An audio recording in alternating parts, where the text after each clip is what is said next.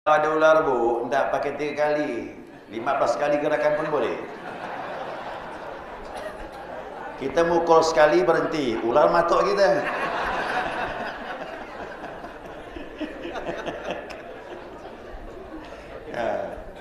Apalagi mak mukul dia pun begini. Tak jadi. Jadi waktu darurat seperti itu tidak pakai kaidah gerakan. Salat, ambil kayu, pukul langsung. Berapa kali pun tak masalah. Boleh menghindar, tidak masalah, menghindar. Atau seandainya dia bergerak menuju kepada kita, batalkanlah udah. Jangan lagi teruskan salat.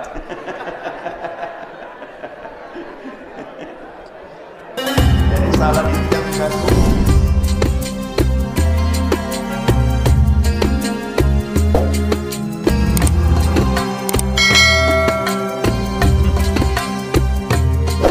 Bismillahirrahmanirrahim. Alhamdulillahirabbil alamin. Allahumma shalli ala nuril anwar wa sirril asrar wa tiryakil aghyar wa mitahi babil yasar sayyidina wa maulana Muhammadin al-Mukhtar wa alihi al-athhar wa ashabil akhyar adada ni'amillahi wa ibadalih. Subhanaka la ilma lana illa ma 'allamtana innaka antal alimul hakim. Allahumma dzakirna ma nasina وعلمنا ما جهلنا ولا حول ولا قوة إلا بالله العلي العظيم. قال المصنف رحمه الله تعالى ونفعنا بعلومه في الدارين آمين. جماعة الصبح رحمكم الله. السلام عليكم ورحمة الله وبركاته.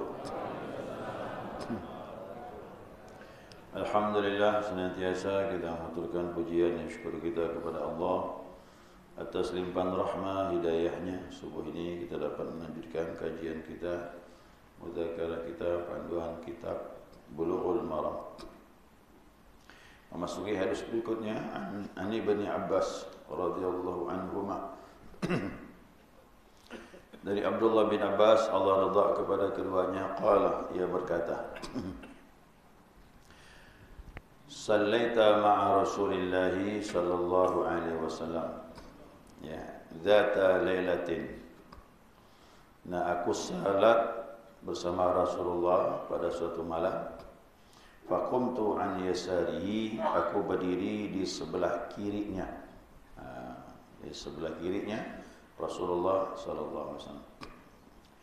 Wa akhadha Rasulullah sallallahu alaihi wasallam bi ra'si min wara'i.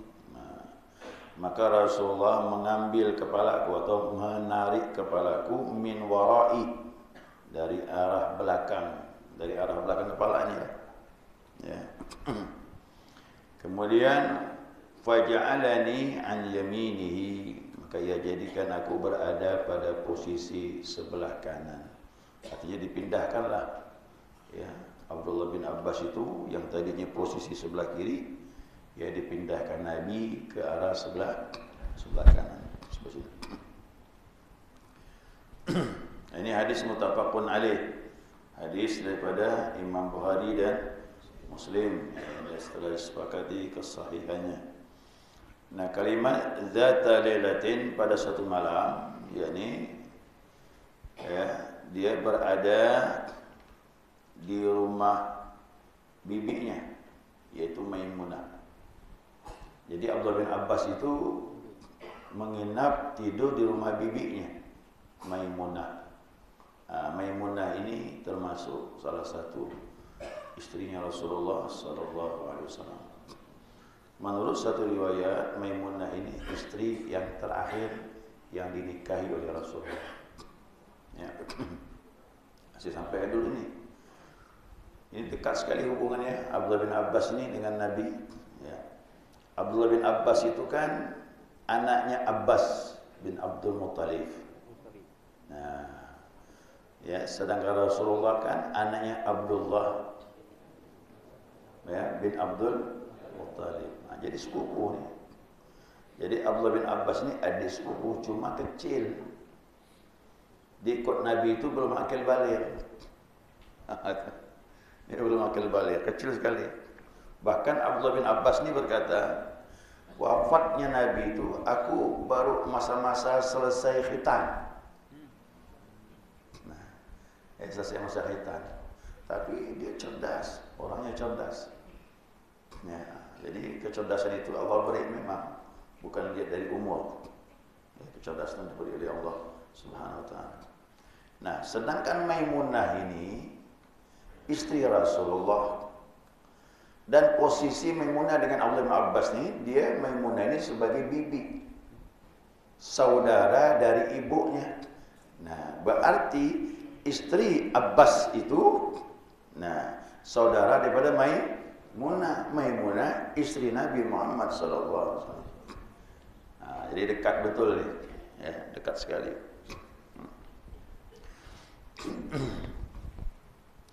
Nah, kemudian dalam hadis ini ada kalimat fa akhadha Rasulullah sallallahu alaihi wasallam bi ra'si min wara'i. Nah, Nabi menarik kepalaku dari arah belakang. Berarti di sini ya. Apakah Nabi menariknya dengan begini, dia ambil ke belakang begini dan dipindahkan atau begini, dipindahkan begini. Karena dia kecil kan? Dia kecil sekali. Nah, jadi dia ambilnya begini dari belakang dipindahkan begini. Nah, kemudian ditariklah ke sebelah sini. Dipindahkan posisinya. Dia masih anak-anak kan, kecil masih. Nah, itu dikatakan hauluhu minal jihadil yusra lil jihadil yumna. Jadi aku diarahkan Nabi dengan tangan beliau dari arah sebelah kiri diarahkan ke sebelah kanan. Nah, di situ timbul hukum ya.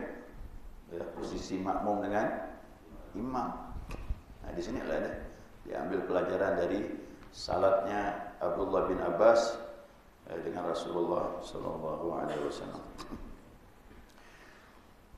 Nah, jadi sahabat ini, ya, sahabat sangatlah diantusias, padahal kecil masih, ya, Abdullah bin Abbas ini untuk mengetahui ahwalnya Rasulullah, keadaan Rasulullah, wa aqwalihi, ucapan Nabi, gerak-gerik Nabi dalam ibadah, diketahui dan diintai oleh Abdullah bin Abbas. Padahal ini, mohon maaf, ini salatnya salat tahajud, bukan salat hari-hari. Kalau hari-hari salat Nabi di masjid. Nah, kalau tahajud beliau bergilir di rumah istri-istrinya itu. Jadi coba kita lihat, Abdullah bin Abbas tu umurnya belum akil balik, kalau dia melihat Nabi di rumah bibinya, tidur sana dia. Diintai itu, dan dia tahu jadwal Nabi itu di rumah bibinya itu. Nah, padahal masih anak-anak belum akil balik. Nah, jadi memang Abdullah bin Abbas ini orang pilihan. Dari kecil dia memang dibimbing sama Allah. Ya, kecemburuan. Coba anak kita belum tentulah macam itu. Ini subuh ya belum bangun ini. Nah, jadi kita membayangkan begitu. Jauh sekali.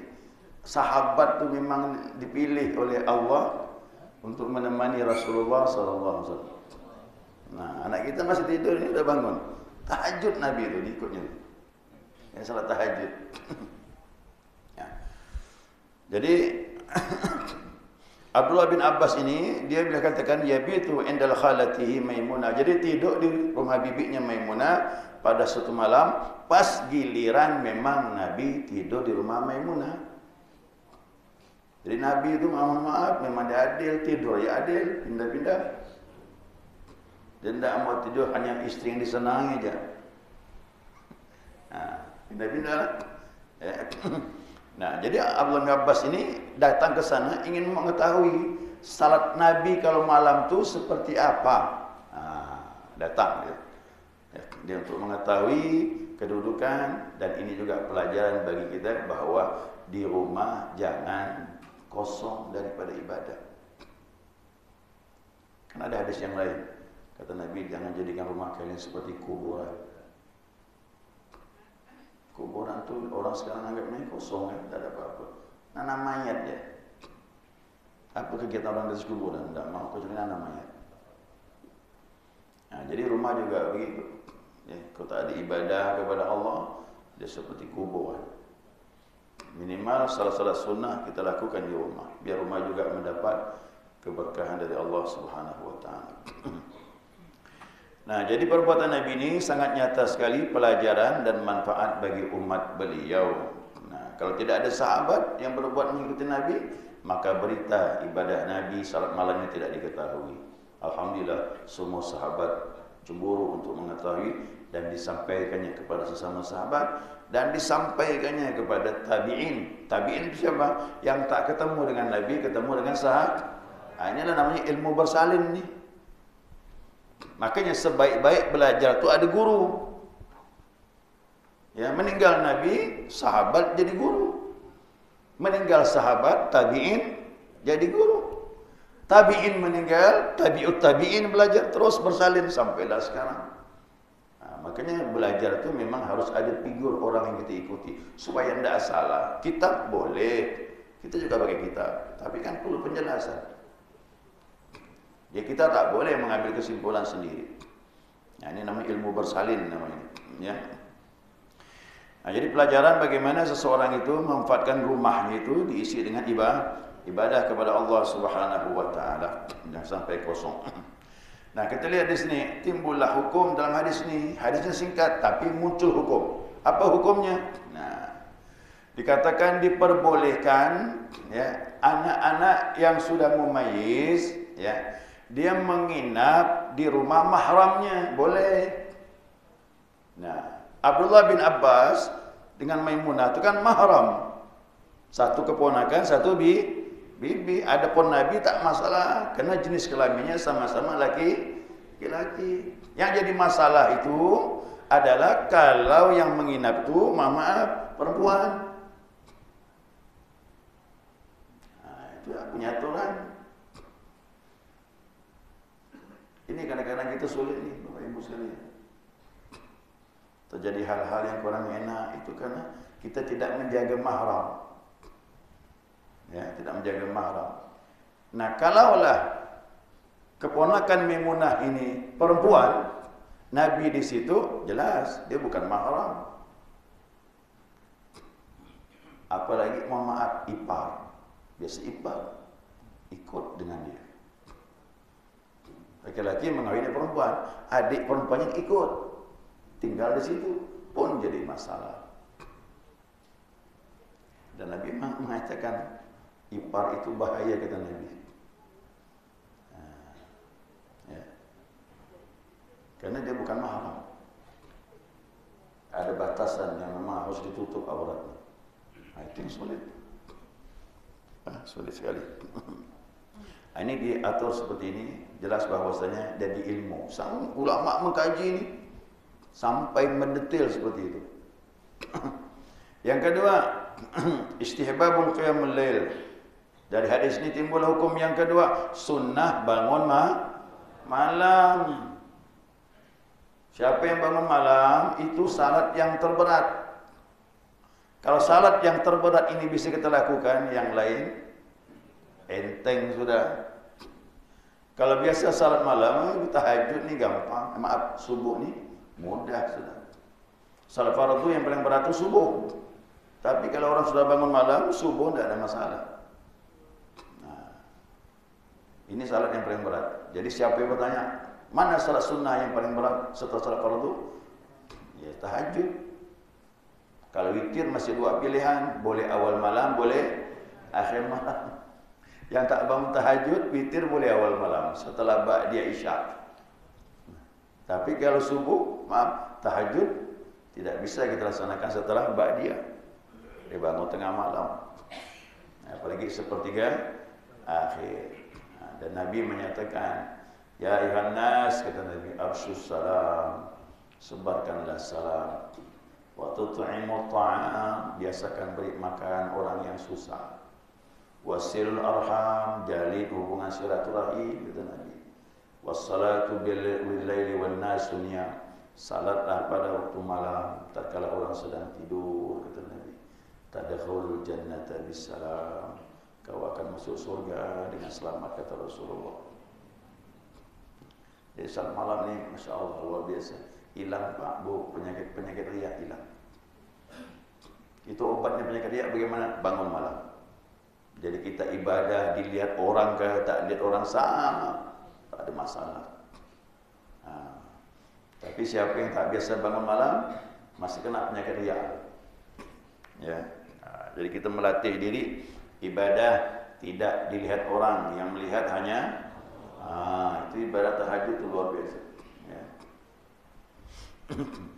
Nah kemudian yang ketiga, ya, dianjurkan berjamaah dalam salat sunnah. Ya, masyru'iyatul jamaah fi salatin nafilah. Jadi dianjurkan salat berjamaah dalam salat sunnah. Nah makanya ulama berpendapat salat sunnah yang tidak disunnahkan berjamaah lalu dilaksanakan berjamaah itu tidak haram dan tidak makruh, cuma khilaful aula, menyelisih keutamaan saja. Yang terbaik masing-masing. Tapi kalau berjamaah boleh, tidak makruh, tidak tercela. Cuma yang terbaik masing-masing. Buka kitab-kitab fikih. Salat tahajud itu berjamaah atau sendiri? Tapi di sini hadis ini menunjukkan boleh. Apa sebab boleh? Nabi tak melarang. Kalau memang melarang, Nabi kan salat sendirian. Abdullah bin Abbas datang, ikut, ditolak sama Nabi. Bisa? Digeser begitu, berarti Nabi tidak mau diikuti. Tapi ternyata Nabi malah membetulkan posisi kiri menjadi sebelah. Berarti Nabi rela, boleh ikut berjamaah salat tahajud. Walaupun Nabi tidak menganjurkannya. Karena Nabi tidak menganjurkan di rumah masing-masing. Ini kebetulan keponakan istri datang. Jadi kalau nak dibilang bid'ah, ya bid'ah lah, sahabat buat bid'ah itu. Nabi tidak menganjurkan berjamaah tahajud, tapi kamu ikut, boleh, tidak masalah. Di Mekah itu 10 akhir Ramadan berjamaah tahajud. Orang bertanya, gimana itu Ustaz? Tidak disunnahkan, tapi tidak juga salah. Ini ada dasarnya tadi nih. Abdullah bin Abbas mengikuti Nabi, Nabi tak melarang. Makanya Ramadan itu kita juga seperti itu. 10 akhir kita keliling masjid-masjid itu. Adakan itikaf, ya, kemudian tahajud berjamaah, zikir berjamaah, kemudian jam 3.30 istirahat, kita sahur, ya, makan dan sebagainya, buang hajat. Setelah itu santai sebentar, adzan subuh. Nah, itu kita lakukan keliling. Sudah rutin sudah. Sini juga termasuk dapat gilir kemarin. Kita itikaf itu keliling 10 akhir. Ya, keliling itikaf. Ya. Kalau sudah kita itikaf Bapak Ibu, jam 2 kita bangun, setengah 2 kita rumah kemarin ya, 1.30. Paling lambat jam 2 mulai. Aku udah ramai-ramai itu seperti salat isya rasanya, bukan salat tahajud. Ya. Seperti salat isya. Coba di Mekah itu kan. Malam-malam orang ramai tahajud itu seperti isya rasanya.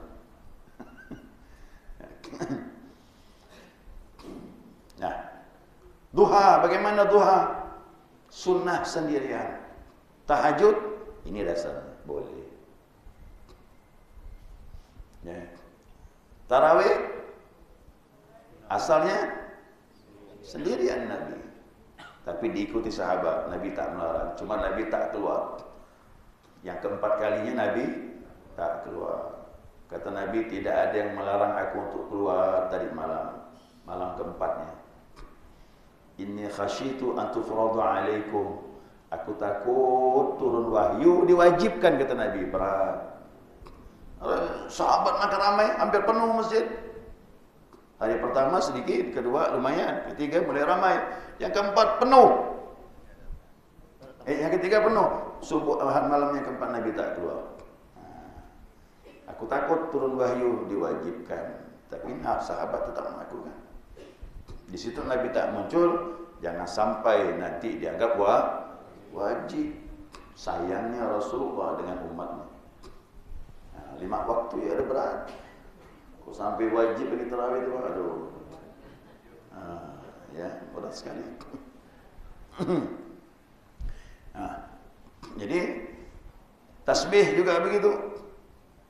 Sunnahnya sendiri, tapi selama ini pelaksanaannya berjamaah. Sedikit yang melakukan sendiri. Apa sebab? Lama. Ya, lama itu setengah jam. Kalau saya mimpin salat tasbih setengah jam. 2 rakaat yang pertama 15 menit. 2 rakaat yang kedua 15 menit, setengah jam. Ada sih yang mimpin 20 menit, cuma laju. Nah, saya sih tidak mau laju-laju gitu, kurang menikmati. Standar lah, jangan terlalu panjang dan jangan juga terlalu cepat. Kasihan makmum. Saya mikirkan ibu-ibu itu agak lambat gerakannya. Alanya, oh, ada yang ikut di belakang. Begitu tahu ada yang ikut, imam lah dia. Pahala mengalir. Niat sebagai imam dapat, makmum apakan lagi. Jadi kalau dapat berjamaah itu, kok satu orang mendekat. Kemarin kita praktikkan dulu. Sebelah kanan tapi mendekat. Nah, kemarin ukurannya jari makmum sejajar dengan tumit imam. Nah, kalau makmum yang baru datang di dekat betul begitu, takbirnya saja udah kedengaran. Allahu Akbar. Ada makmum di belakang. Dia sadar begitu, dia sebagai imam dapat pahala imam. Nah, salat berjamaah, ya, zuhur, asar, maghrib, isya dan subuh. Makmum wajib niat sebagai makmum. Kalau makmum tidak terbetik di hatinya sebagai makmum mengikuti imam, maka salatnya batal.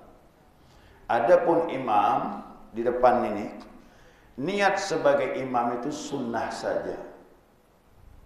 Kalau dia ada niat, dapatlah fadilah berjamaah.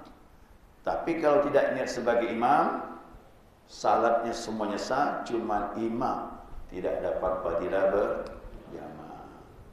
Kalau masuk salat Jumat, ini lebih keras lagi nih. Imam wajib niat sebagai imam, makmum wajib niat sebagai makmum.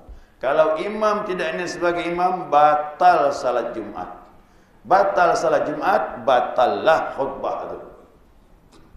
Batal khutbah sama dengan belum salat. Nah, itu dia. Ya, nah, jadi kalau Jumat itu imam wajib salatnya niat sebagai imam, makmum apakah lagi. Nah, itu aturannya. Karena apa perbedaannya? Karena salat Jumat disepakati wajib berjamaah. Adapun selain salat Jumat khilaf. Ada yang mengatakan wajib, ada yang mengatakan fardu kifayah, ada yang mengatakan sunnah muakkadah, tidak disepakati. Tapi untuk Jumat wajib berjamaah. Mazhab Syafi'i minimal 40 orang. Kalau tak cukup 40 orang dan tidak berjamaah, tidak sah Jumat. Berarti harus salat zuhur. Gitu dia. Ya. Kemudian yang kelima, ya. Sihhatus salati man shalla ala yasaril imam. Ya, dari hadis ini timbul juga hukum, ya. Sah salat orang yang salat di sebelah kiri imam.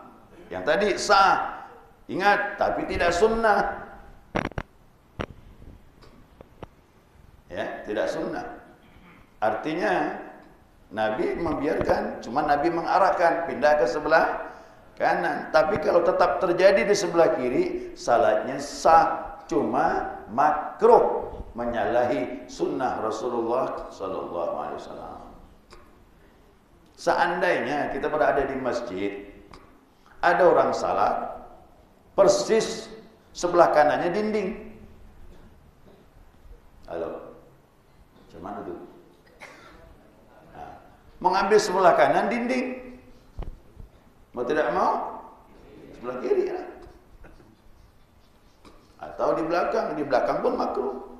Tapi ingat, karena keadaan seperti itu ya tetap sah, cuma tidak sunnah. Nah, yang terbaik. Jadi sekarang ambil pelajaran ya. Ini pelajaran nih. Begitu kita melihat ada orang salat sendirian, salat zuhur, mungkin jam 2, jam 1 kena ada urusan, kita juga begitu masuk ke masjid, ada orang salat sendirian. Ambil posisi sebelah kanan. Langsung ke sebelah kanan ke posisi. Nah, datang yang keduanya sebelah kiri. Kemudian dua kemungkinan.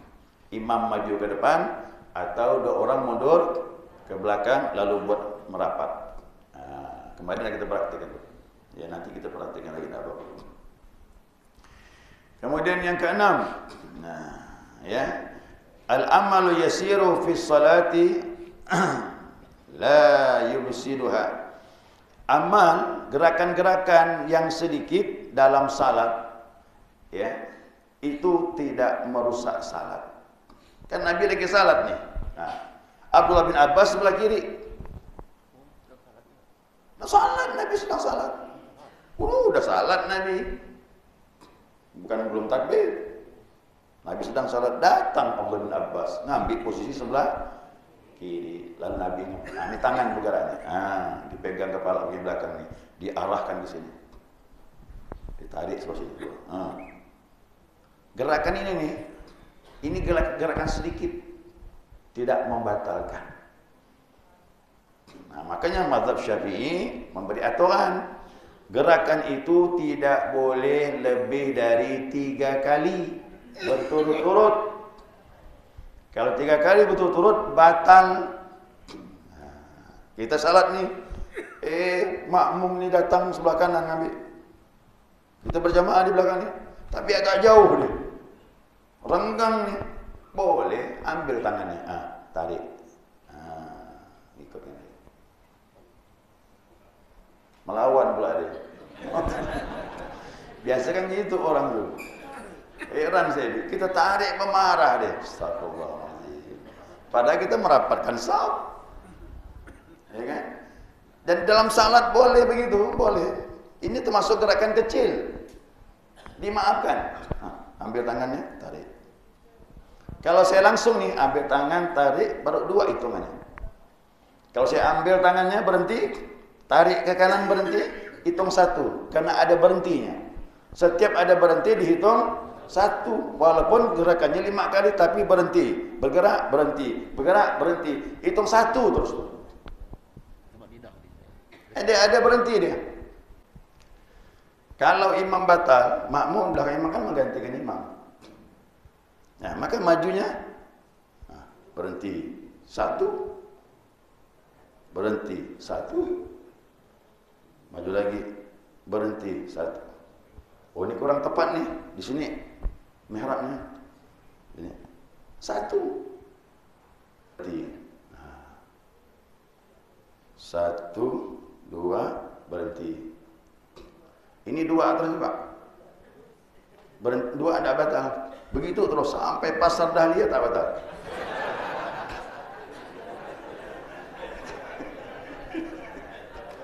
Nah, tak batal. Ini biar paham. Bukan saya suruh salat sampai ke sana. Nah, biar paham. Nah, yang batal begini.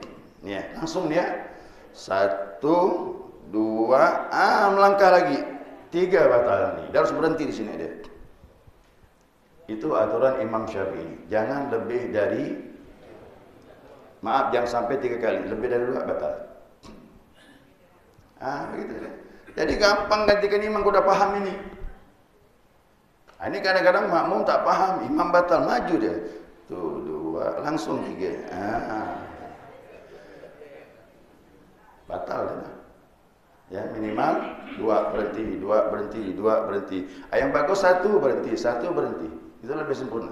Ya, 1 berhenti. 1 berhenti. Kurang tepat ke mihrab, geser. 1 berhenti. 1. Ini 1 terus. Ini gerakan ini termasuk gerakan besar, jangan sampai 3 kali batal. Tapi gerakan ini besar. Gerakan besar ini 3 kali batal, tapi kalau gerakan ini tak batal. Ya. Seandainya kan, saya contohkan lagi nih, belakang ini gatal sekali.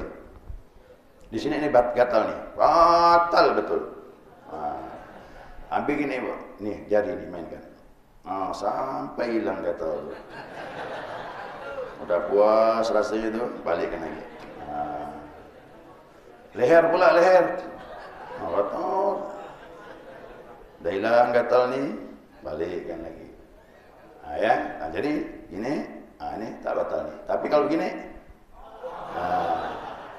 batal ni, Pak. Ini gerakan besar ni. Leher juga gitu. Ini sini gatal betul. Kalau gini, batal. Itu diatur betul. Makanya orang tahu betul mazhab Syafi'i itu dia lebih menjaga gerakan. Sal dibetulkan lagi. Betul ganggu lagi ni. Macam-macam lah. Udah kita tak usah ikut. Kita ikut imam kita. Ya. Jadi hubungan salat yang tidak ada hubungan, gerakan-gerakan yang tidak bermanfaat lebih baik ditinggalkan. Ya. Ini jadi hukum itu diambil dari perbuatan daripada Nabi SAW. Berarti gerakan tadi itu termasuk kecil, ya, tidak membatalkan. Nah kemudian hukum berikutnya lagi muncul, ya mauqif, makmum ini. Posisi makmum kalau sendirian jelas ngambil langsung di sebelah kanan. Tadi saya jelaskan tidak, ya sebelah kanan. Nah kemudian yang terakhir, ya dianjurkan berjamaah, ya bagi orang yang salat sendirian niatlah berjamaah walaupun yang mengikutinya anak kecil belum akil balik. Sudah berjamaah dah sudah. Kena mengikuti daripada kisahnya. Abdullah bin Abbas tu belum akil balik. Mumayyiz. Mumayyiz tu bisa jadi 5 tahun, bisa 6 tahun. Jadi yang jelas belum akil balik. Jadi Bapak Ibu sekalian kalau berjamaah dengan anaknya niatlah sebagai imam. Ya. Ini dalam pandangan Imam Syafi'i. Ya, tidak membedakan. Ya, apakah itu salat fardu ataupun salat sunnah sama. Oh ini kesannya fardu sunnah ni. Ya, tidak masalah. Karena contoh dari Nabi tentang salat disamakan fardu, ya sunnah seperti itu. Nah, adapun Imam Malik, sebagian daripada Imam Abu Hanifah, dia berpendapat, boleh niat sebagai imam, ya. Anak kecil itu mengikut di belakang sebelum akil balik hanya untuk salat sunnah saja. Dia ambil begitu. Kerana tahajud itu salat sunnah. Itu pandangan Imam Malik. Nah, adapun Imam Syafi'i jelas dah. Salat sunnah kan, salat fardu kan, tetap boleh niat berjamaah sebagai imam. Ya, wallahu a'lam. Selesai sudah. Mudah-mudahan dapat dipahami. Ya, segera cukup. Mungkin ada pertanyaan? Salat hajat itu apakah boleh berjamaah? Gimana? Salat hajat dan salat taubat itu apakah boleh berjamaah? Salat taubat. Nah. Ya, kita mau perlu salatnya dipercepat, ringan.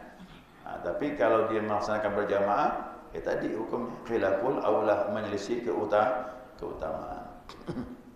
Emang itu. Ya. Kalau salat sunnah yang disunahkan berjamaah jelas, seperti tarawih, Idul Fitri, Idul Adha itu jelas. Itu dipanggil tuh, cara memanggilnya. As-salatu jami'ah. Dia ada seruannya. Ya, salat sunnah dianjurkan berjamaah. Apa ni as-salatu jami'ah? Dia pengganti azan. Kalau salat fardu ada hayya 'alas shalah, panggilan azannya. Kalau salat sunnah langsung as-salatu jami'ah. Ya, ayo kita salat berjamaah. Jawabnya apa? La haula wala. Sama hayya 'alas shalah. Hayya 'alas shalah itu azan. Jawabnya la haula wala quwwata illa billah. Nah, karena panggilan as-salatu jami'ah ini khusus untuk salat sunnah berjamaah, maka panggil ini seperti panggilan azan sebagai pengganti. Maka jawabnya la haula wala quwwata illa billah. Jangan salah gitu. Begitu ada imam salatu jami'ah, as-salatu la ilaha illallah Muhammadur Rasulullah. Nah, jangan pakai salatu la ilaha illallah. Langsung la haula wala quwwata illa billah. Kita ni tidak ada upaya, tak ada kekuatan. Kita ibadat ni hidayah Allah. Ya, hidayah Allah. Harus jamaah seperti itu. Ambil ucapan Nabi itu ada rahasia. Ya kan? Hayya 'alas shalah. Jawab la haula wala quwwata illa billah. Hidayah pertolongan Allah lah. Digerakkannya kita untuk ibadah. Hah?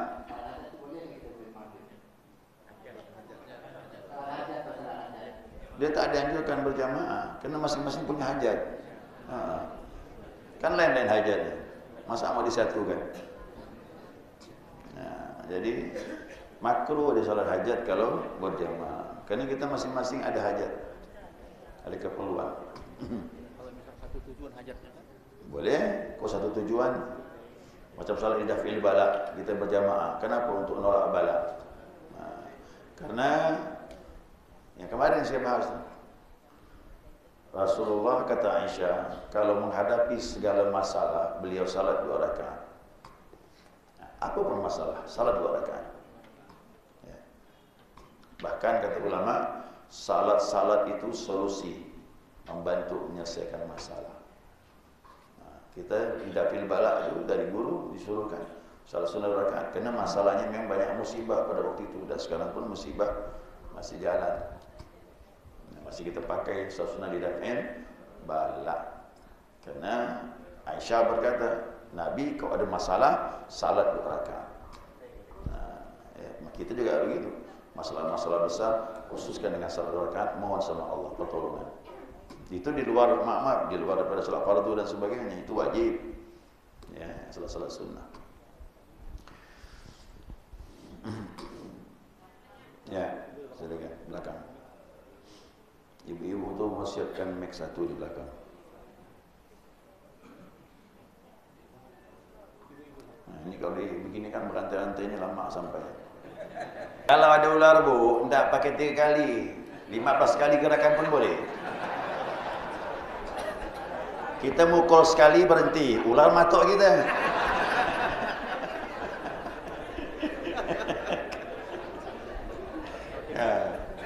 Apalagi mak mukul dia pun begini. Tak jadi. Jadi waktu darurat seperti itu tidak pakai kaidah gerakan. Salat, ambil payu, pukul langsung. Berapa kali pun tak masalah. Boleh menghindar, tidak masalah, menghindar. Atau seandainya dia bergerak menuju kepada kita, batalkanlah udah. Jangan lagi teruskan salat.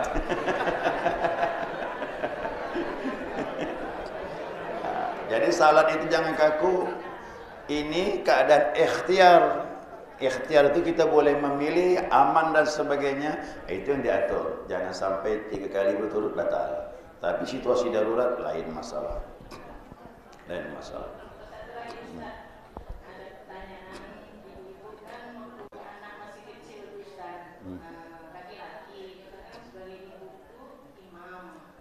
Terus anak kecil itu laki-laki sebagai makmum kita itu gimana, Ustaz? Makmum kalian?